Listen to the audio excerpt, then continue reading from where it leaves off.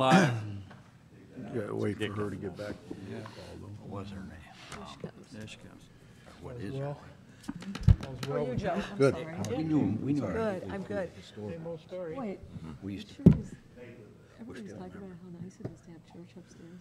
we used to go to those things, and her folks. Okay, it looks like it's ready to come to order. This is the Washington Area Highway Transportation Committee meeting. It's Monday, February 25th, 2019. Could we have a roll call, please?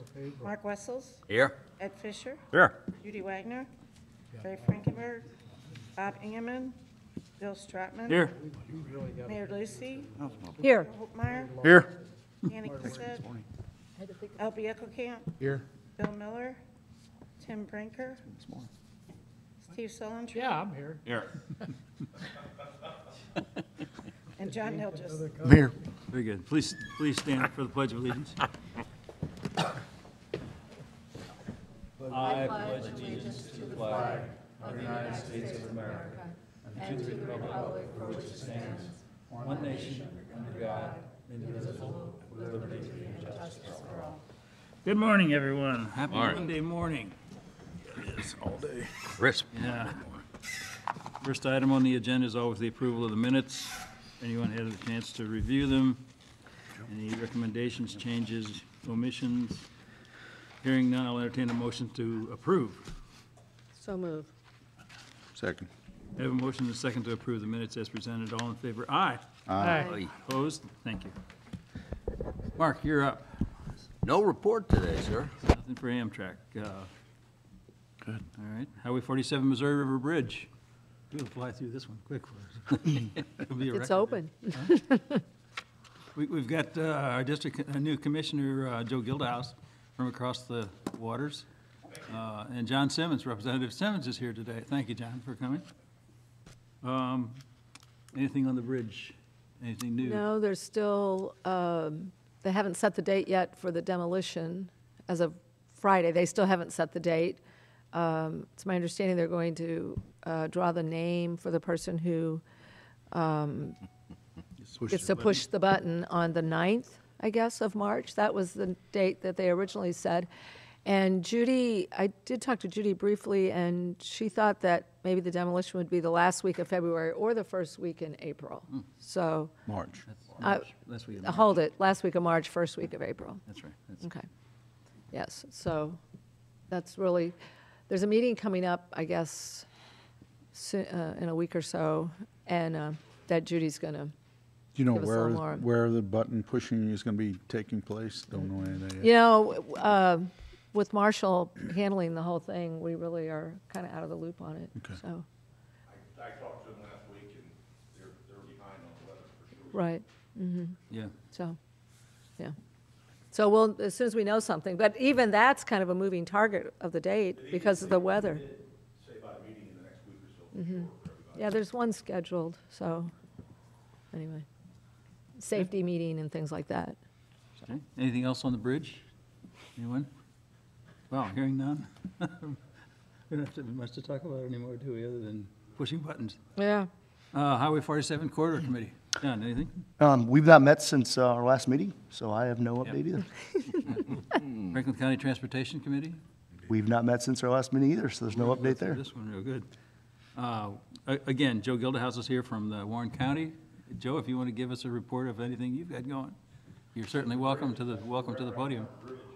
Yeah, yeah, Other than that, we need rock on our side. We Yeah. can't get enough rock, there you go. but other than that, just a bridge. You bet. All right, thank you, Joe. Anytime. We're here every last Monday of each month, so we'd love to have you every. Very good, thank you. You Good, bet. Thank you. good. Airport. Yes, I think the biggest topic there is the city takeover operations at the airport. That is going relatively smooth. That is March 1st, which is Friday. We do have personnel that will be there servicing the airport Friday, Saturday, Sunday, and then from there always. Currently, there's no change in any operations at the airport. We are prepared for summer maintenance. Part of the airport, I guess, changing of hands was taking care of some of the assets and things. So we have all the mowing equipment Every chair that you may have sat in the lobby is still going to be there, so that's a good thing for some. But no, everything's going relatively smooth. We are working on getting the lease agreements for the hangars all updated. Currently, Washington Aviation has is part of that lease agreement, so we need to get those all transferred over. We have been working to reach out to the lessees, and we've been pretty successful getting hold of them. So we'll be working on getting that transferred over. There will be a little bit of the payment for the hangars actually goes to Washington Aviation. There'll be a check then sent to the city for March, because they do send out those things a month in advance.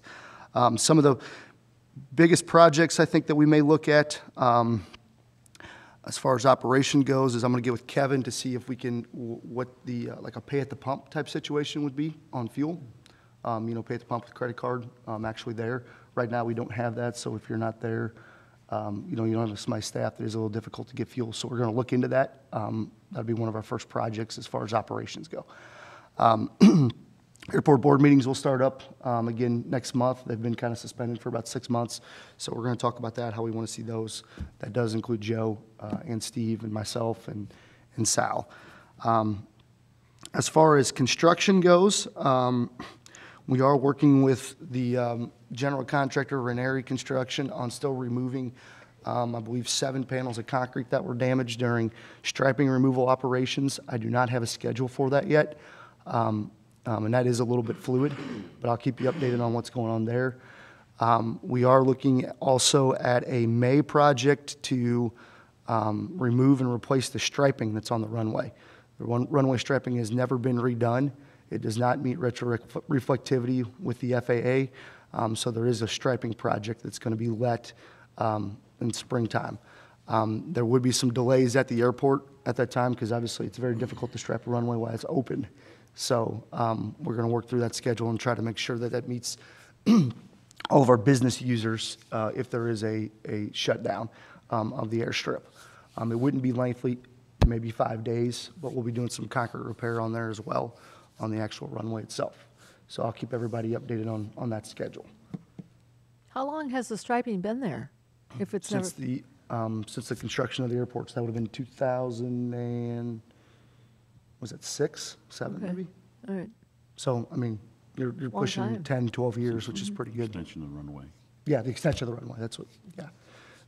So we'll have, that should be, I mean, it's a striping project. There's not really much hiccups there unless there's some weather situations. But hopefully then by May, we'll have everything taken care of and looking forward. John, there's litigation going on, correct? Go ahead. Yeah. There's litigation going on.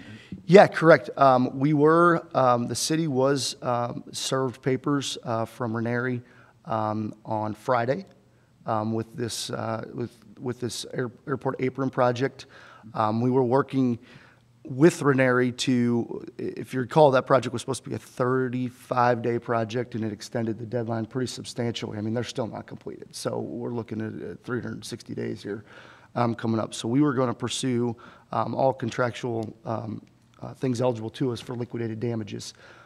They have a claim of some concern about how the concrete was required to be placed by the FAA, and that's kind of what, there's this impasse, I guess, of payment. They've requested payment. We've tacked on the liquidated damages on that payment. They won't sign the paperwork, and they're claiming that we won't pay them. Well, you're claiming something, and so are we. So there is some ongoing litigation, and we're working pretty diligently to get that resolved in an amicable fashion. So I did attend a meeting in Columbia, transportation, what do you call it? Transportation meeting. And they showcased the Columbia Airport. They had a representative there, several of them. Showed pictures of it, when it was originally started. They basically, I don't think it's in a floodplain, but it's actually a pretty nice airport. It now has commercial activity. Wow. People coming in and out, and they've, there's industrial area. It's become an industrial area too, in addition to being an airport. And they were really high on the airport and what it's doing for. yeah, and Sal and I talk about that once a month, maybe. We kind of discuss if what other assets that the airport can bring for commercial industrial activity. Obviously, that's the number one goal, is to make sure that we can get business travelers in and out of the airport. And that's, Darren and I have talked about that with the climate control hangar that's there, where the terminal actually is, that we have the ability to put planes, obviously. We've always had that ability to put planes in there for overnight travelers. You know, a twin, nothing too much larger than that. But to try to just, you know, kind of foster that business idea. This is a business airport, and we'll continue to operate as such. And we're just going to look at different ways to maybe try to, improve on that customer service as we move forward. Yeah. So the challenge that we have with ours is it is in a floodplain. I believe the runway itself is approximately 8 foot in a regulatory floodplain. And the surrounding area actually slopes off, so you're looking 10 to 12 feet. That doesn't mean you can't do anything with it. It just means you have to move a heck of a lot of dirt to do so. So luckily, we have a lot of property over there. Another thing people don't understand is we use the grounds around the airport.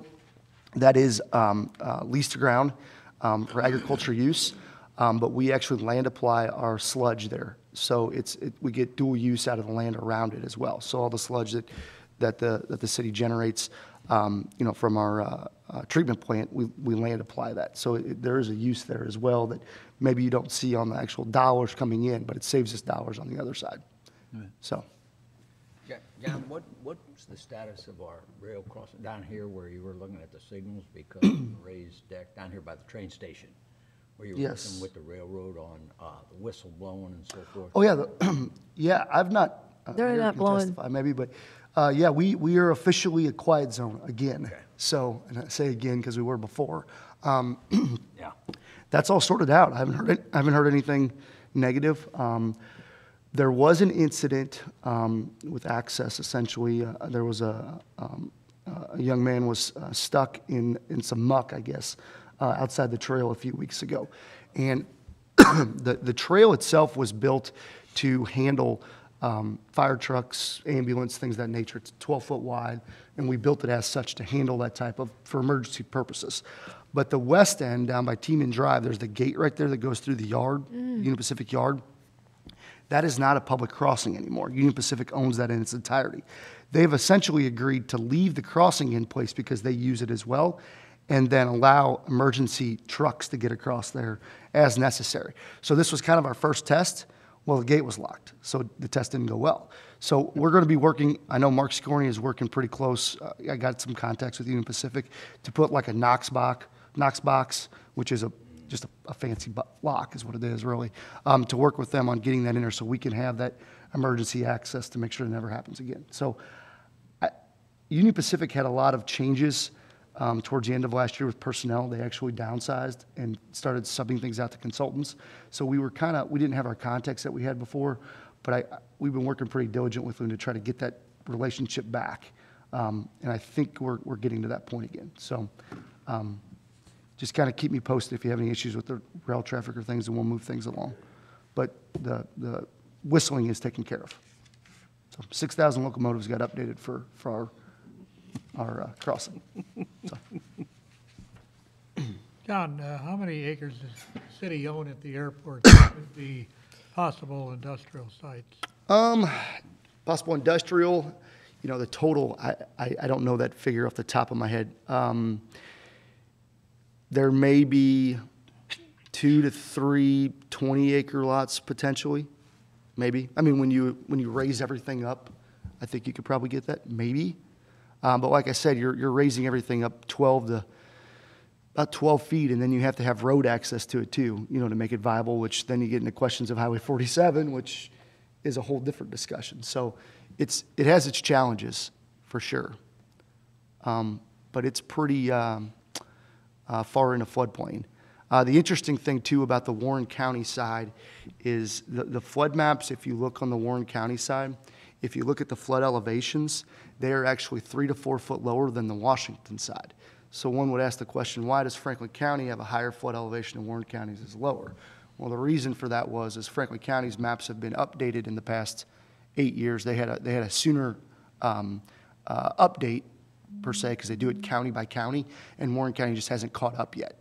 But they will catch up to Franklin County's as well.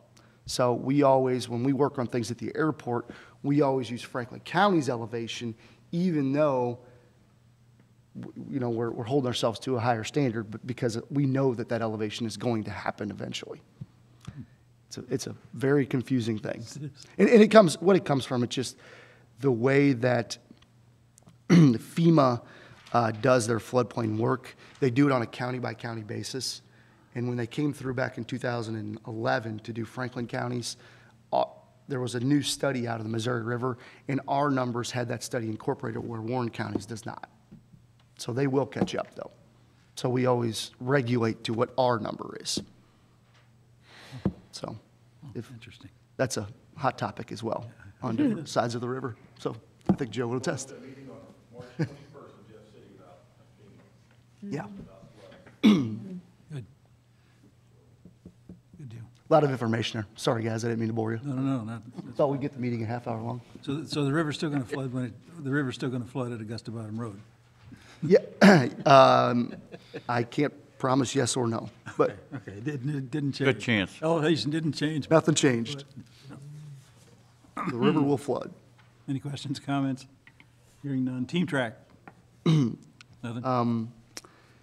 Trying to think, we had no report on that? No. No report. Sorry. Very good. Be sure to update whatever records you've got that shows that on maps and stuff when people pull up Washington team track. Maybe it does, but it, Yeah, I'd have to get with Sal on that. I'm sure it does. You know, one thing we noticed with the industrial park is when we applied for our STP grants this year, we did West Link Drive from West Main to Bluff. And the issue that I had was it was hard for me to generate points because it's all point-based. It's hard for me to generate points when I don't have pedestrian facilities. So we tried to go from a freight or an industrial park kind of angle to generate these points. And our industrial park is not in the St. Louis, I can't think of the name of it, the St. Louis region freight study. Right. So Sal and I are going to work to try to figure out what it takes to get our stuff on that. Because if you're in that study, you essentially check a box, and then your points go up, which gives you a better chance to get dollars to pave those, you know, freight industrial type streets. So exactly. Exactly. that's one thing that was I mean, it's a detriment now, but we can work to try to improve that. We just didn't realize it until we started to apply this year. So hopefully we still get it, you know, but I'm not as confident about that one. Well, we're part of East-West Gateway, which is also part of the Freightways studies, whatever. And yet we only show one location and two locations in Franklin County. One is the park over in Union and the industrial park down here on our end. I guess Ball Spring Yeah. Drive and whatever.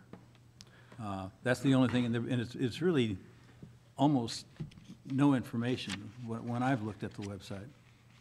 Right. You know, under the Freightways portion of it. There's a chapter within the report essentially that identifies different industrial parks in the St. Louis area. And if you are identified in that chapter, like I said, you get that check box that you get to click, and then you get additional points. That's as simple as it is for trying to get dollars to pave these type of streets. And it makes it really difficult for us, like I said, when there's not a pedestrian component, which I don't think it's in the best interest of the taxpayers to put sidewalks on Westlink Drive. So we may, depending on how this works, Judy sent me a link that there's some maybe additional economic development dollars that we could look at to try to pave Westlink. So I haven't had a chance to look into that yet. The other option is we pay for it with our own local funds, which that's always an option. But we obviously try to leverage what other opportunities we can to save those local funds for local street. There's a lot of investment going into rail and/or river crossings in the St. Louis market because of its strategic location to the country with the Panama Canal opening up, widened, freight coming in there. The ideas of bringing freight up the river on special-made ships. Lots is happening. It's like we can't let them forget us over here. We are part of the East-West Gateway, and as such, we're invited to the meetings, and I try to attend them.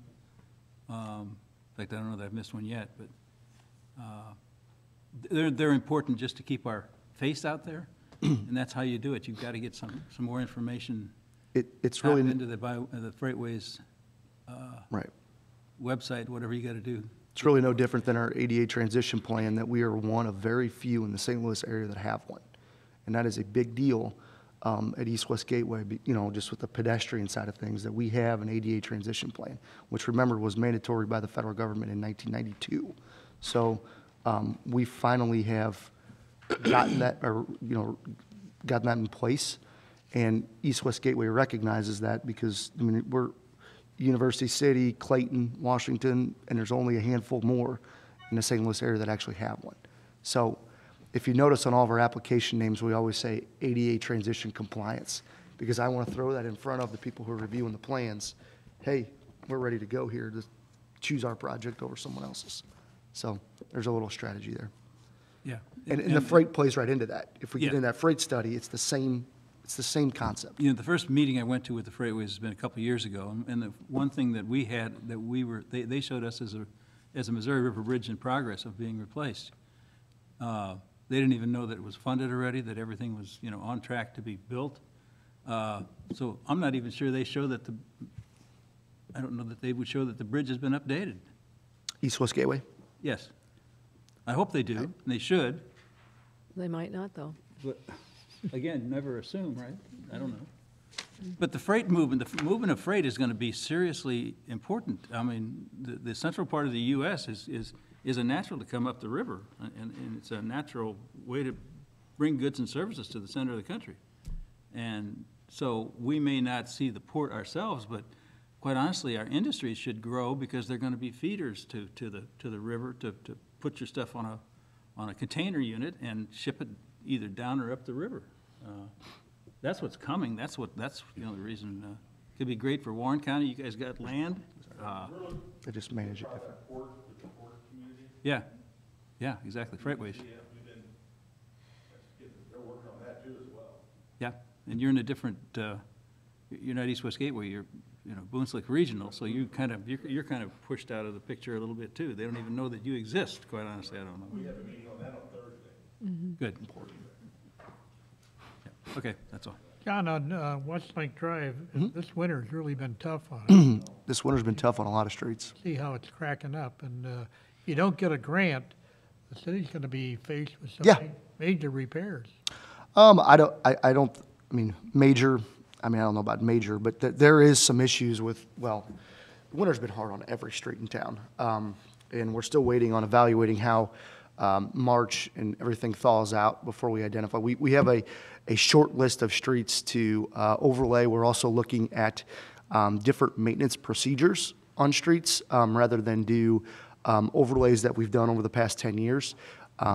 With the concept is that if we can get on them quick enough, some of these local streets, that we can seal them and then kind of push those out another 5, 6, 7 years, try to stretch those dollars a little further. So we're evaluating that right now. I don't have a change in how we do anything yet. I'm not proposing that. But specifically with Westlink, at the low area right there by the Rawlings, it's pretty rough. I'm going to challenge the street department this year to have two goals. One would be to do some spot patches, essentially, spot repairs, rather than do the whole road. Just do some spot repairs. That would be a location, like I said, right in front of Rawlings. There's some areas on Jefferson and on Fifth that we could do. And then also replace sidewalks. So just hit these goals of, hey, I want, X amount of tons of asphalt on the street every month throughout summer. You guys need to hit those goals however you see, however it needs to be done. I think we were going to have the manpower available to do so. If you recall, last year we were down on the riverfront quite a bit working on the conduit project, which absolutely just sapped manpower from our street department. This year we're not on that. So I would hope that, like I said, as March and April we transition to when asphalt plants open, that we can focus a lot more on maintenance of the actual streets themselves.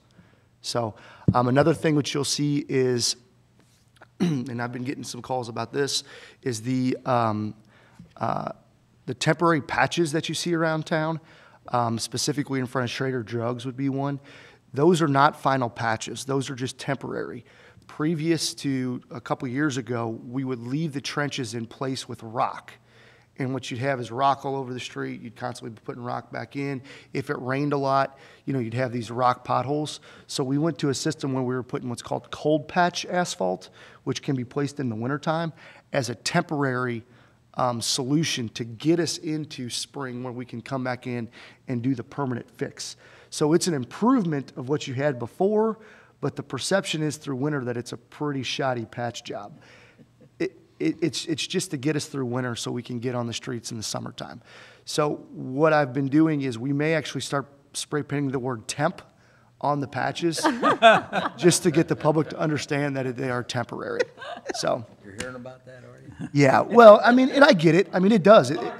Yeah, well, and another thing what the word temp does is it's a check for our guys, because if I start seeing temp patches in the middle of June, then I have a problem. So see, it really helps out just to educate everybody on what we're doing. And nobody knows we changed it, but it was an improvement on what we had before.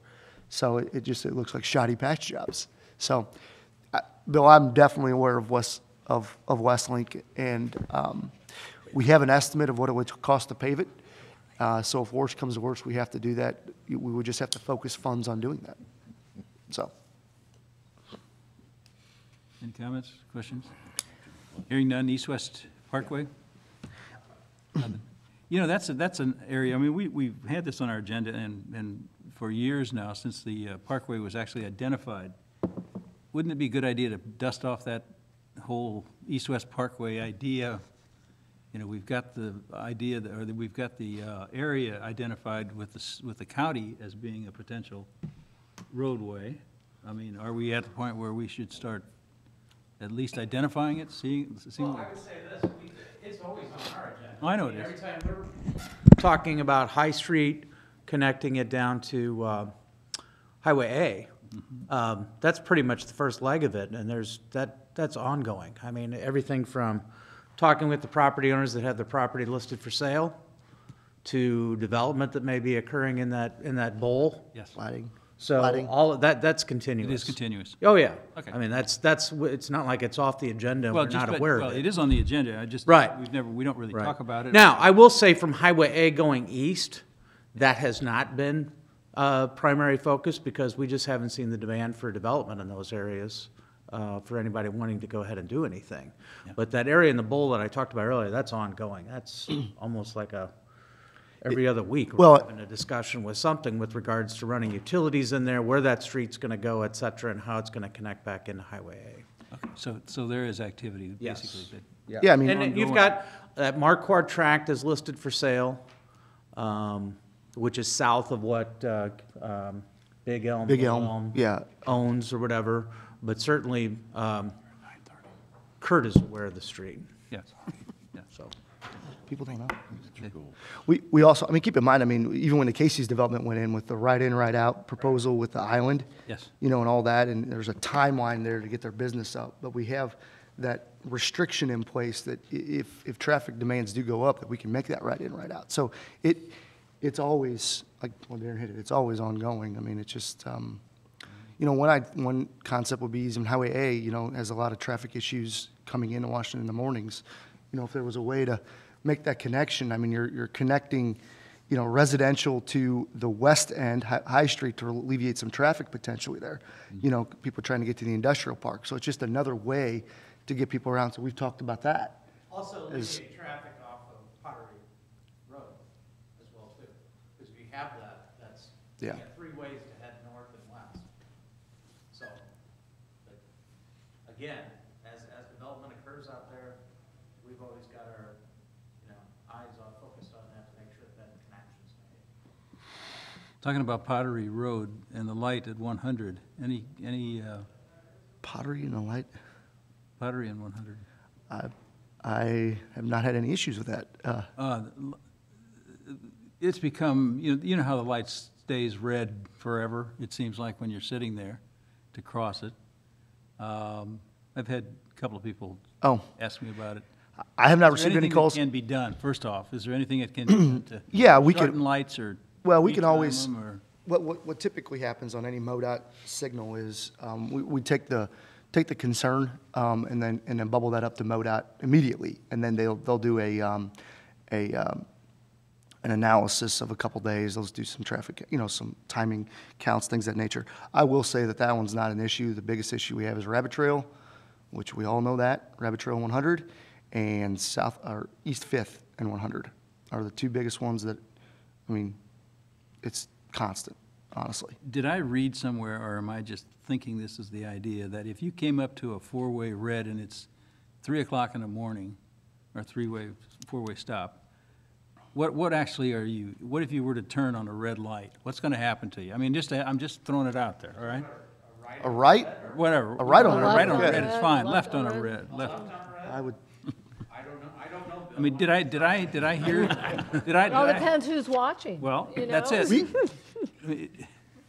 I don't know. You in the morning, Bill. Does the tree make a noise if it falls in the woods? Yeah, That was the argument. I was going to That say, was the there's a bunch of those sayings. You know, the one at South Point, he's talking about what happens there is you can pull up, it'll be red, and I'll pull up there, and it's red, and then the next cycle, it doesn't give you a green.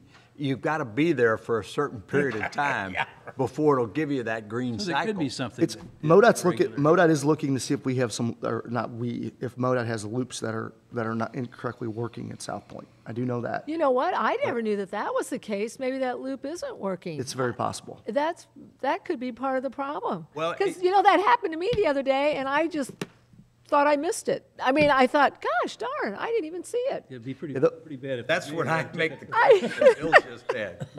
Well, Yeah, pavement, and a lot of times too, what you'll notice on rainy or like snow days, loops tend to malfunction. That's just how they are, because they're actually in the pavement themselves. But you ever see those little cameras that are on top of the mast arms? That's video detection. That's actually a camcorder looking at the cars as they go down the road, detecting how many vehicles are passing. But the loops are actually in the pavement, so they can malfunction just like anything else. So we turned MoDOT on to that a couple weeks ago at South Point to see the East 5th side, that we thought that maybe there might be a loop that might have malfunctioned. I don't have an answer back, but it's possible. So Yeah, just- and I definitely Hit me the other day, too. yeah. it just- I it mean, happens. What happens is people are just making turns. I've done it. It's sitting there, there's nobody around, huh? No, I'm just saying, but if technically. This is on tape, Well, Gina, right? We got them on I mean, tape. do they have, do you have the option to put a sign up that says, after, I don't know. I know, I wouldn't let you do that. I think you do that thing. You can run red light out. Yeah. Do that on your own. Bill says it's okay. no, you can. I'm not going to. just check it out, if you don't mind. Just Well, see it. I would say we can ask Judy next month. Yeah. Just see if there's any Yeah. comments. I would say High Street 100 probably has that same. they all do. They have Not them as all. bad, I don't think. And some of them are connected to at least the signals. Yeah. I Yeah. don't know that it is west of Jefferson and 100. Bluff Road and 100 is now connected to the MoDOT's main, their Chesterfield office, that they can watch that signal, because it was obviously upgraded. But the rest of them in town, I would say 104 or 47 100 is, but I don't think the other ones are. A lot of them are pavement loops, which they would not be. They're not smart signals. They're Yeah.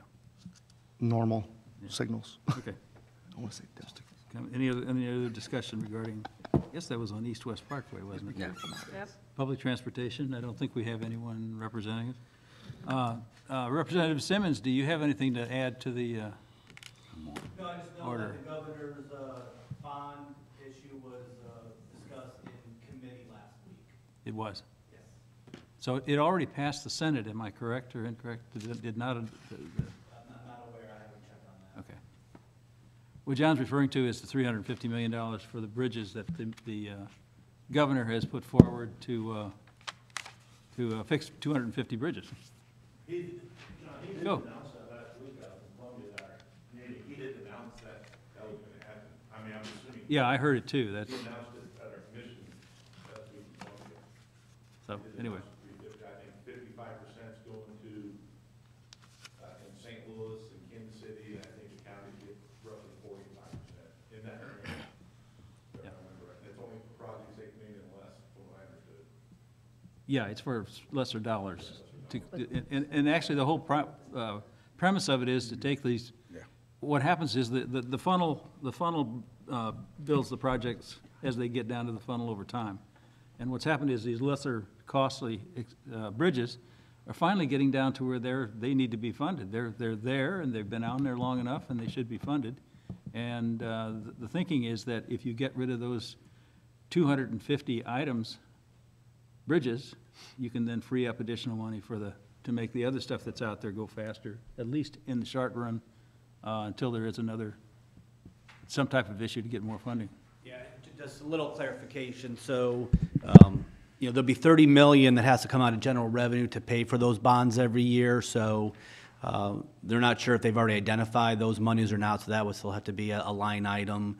And we're always tough on the budget because if you take from there, you're not putting it over there. So that's one issue.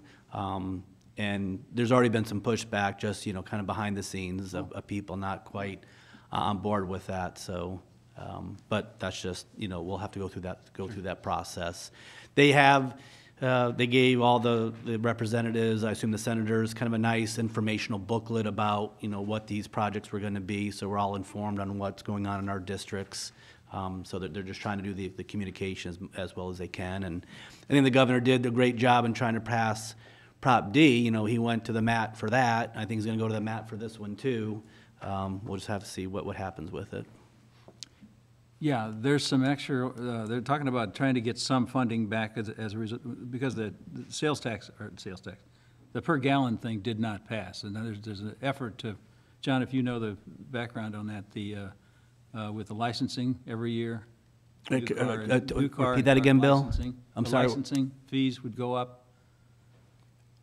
In terms of? Automobiles, all automobiles would have a change in the fee structure for titling and licensing your car every year, getting your license Right. every year, to the effect that it would, the concern is that, cars that are getting less or more gas mileage, electric cars, they're not using as many gallons of gas, therefore they're not sending whatever the number is, 17 cents a gallon to the state, yet they're getting the benefit of the highways, and the highways still need to. Yeah, there's a bill proposed. I think Aaron Griesheim actually proposed a bill where they're rating it on the miles per gallon as opposed to the horsepower and rating those fees that way. It is a change of fees. Yeah, and I did want to mention, unfortunately, even with this bond issue, it will with the Highway 47 corridor. It really wouldn't affect that project because that's got to be a separate, big time federal allotment for that. It's great for some other projects, but in my district, that's the one I'm focusing on the most. And unfortunately, whether you like that bond issue or not, unfortunately with the 47, which I think is the biggest priority for our area, that won't have any effect, really. Well, the other thing that's happening is the federal gas tax, the federal law, highway transportation tax is ending next year. I think they called it is it the build? Not the build, but it's something like that. The federal program, it's usually a 6-year program. That ends next year, so that'll have to, the federal government will be getting involved with a new transportation act to be passed next year.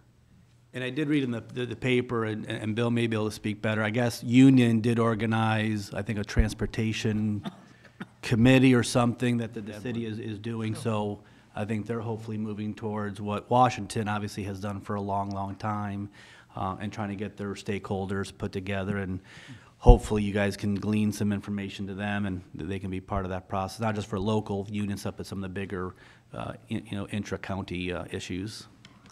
Well, they're especially worried about the 47 Highway 50 intersection. Yeah, Yeah. that's what they're most concerned about. But that even that has to be the first step in that big 47 corridor project. But that still has to come from East-West Gateway and a lot of federal money. You betcha. All right. Thank you, John. Any other business? Does Eric have anything from Warren Eric, County? are you got anything to add to the Warren County? Joe, again, thank you for coming. We'll look forward to seeing you. I do have one question. Yes, sir. Yeah, I was wondering, what is the status in Warren County? They were working toward a causeway north of the bridge. Is that, Actually, Judy, that's part of the agenda on Thursday on there, that's just in the working orders. You know, I think they're looking at, I don't know nothing about the comment right now, but Judy's on that end of it, but I'll bring something next month for that. I mean, it was like apply for a build grant, they didn't get the build grant, so, now they're looking at stuff there. Yeah, I don't know enough about that issue yet, but I'll bring some information next month Very good. on there. Good. Thanks, Joe. Anything else? Hearing none. Entertain a motion to adjourn. I'll make that motion. We have a motion. Second. All in favor, aye. Thank you all. Thank you all. So See you, Joe. Joe, we don't, I called him this morning because he's this is the first time. It's really because it, I don't know, the text guy hosed me, so I cut him off, and I'm like, now you come back in, you know, like, whatever. But he does pretty good work. well, I'm gonna be home tonight. I love it. Well, I got 3 Anyway, bids. yeah, One- it's awesome. Oh, I am.